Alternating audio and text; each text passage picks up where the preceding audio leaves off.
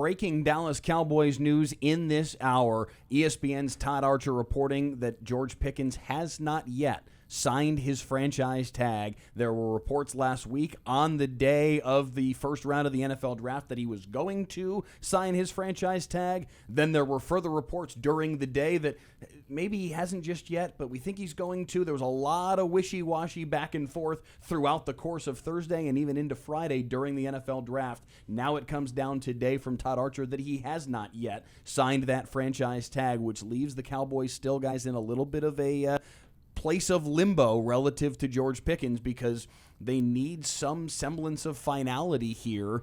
They cannot trade him until and unless he has signed that franchise tag tender, so that's hamstringing them in that space.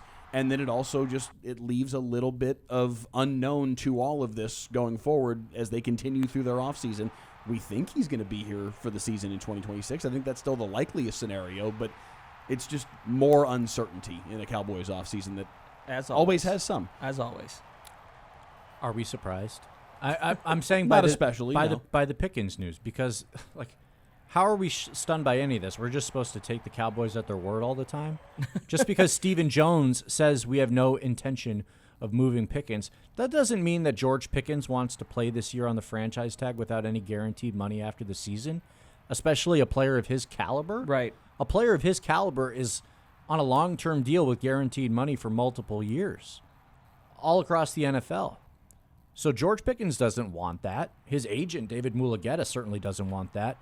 And I don't care how many cordial phone calls that they've now started to have between Mulugheta and the Cowboys. The fact remains, he wants a long-term deal. They don't want him on a long-term deal. So something's going to have to give at some point.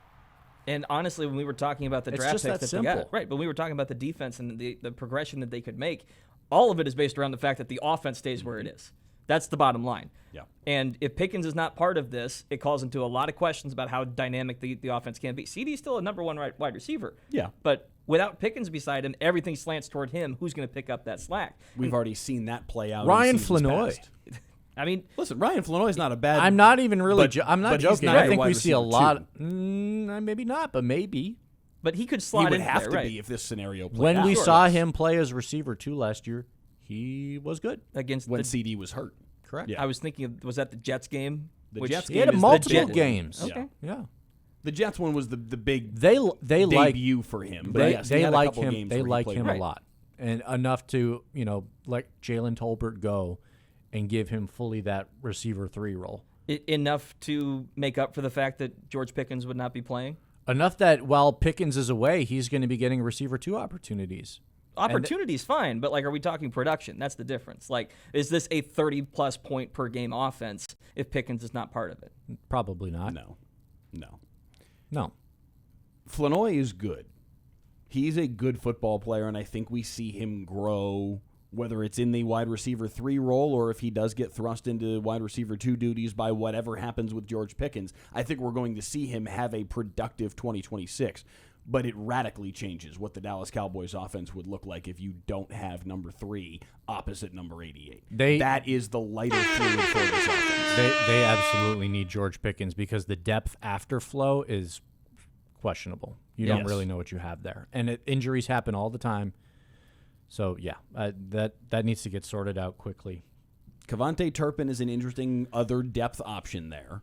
We've seen them utilize him better last year than they did in previous seasons. They made him more of a weapon, more of a gadget guy than they but that's have. what he but that's what right. he is. He's not your wide receiver he 3. doesn't run a full route tree. No. You're right. So that's I don't even enter him in that equation. He's like an intermediate mid short field guy.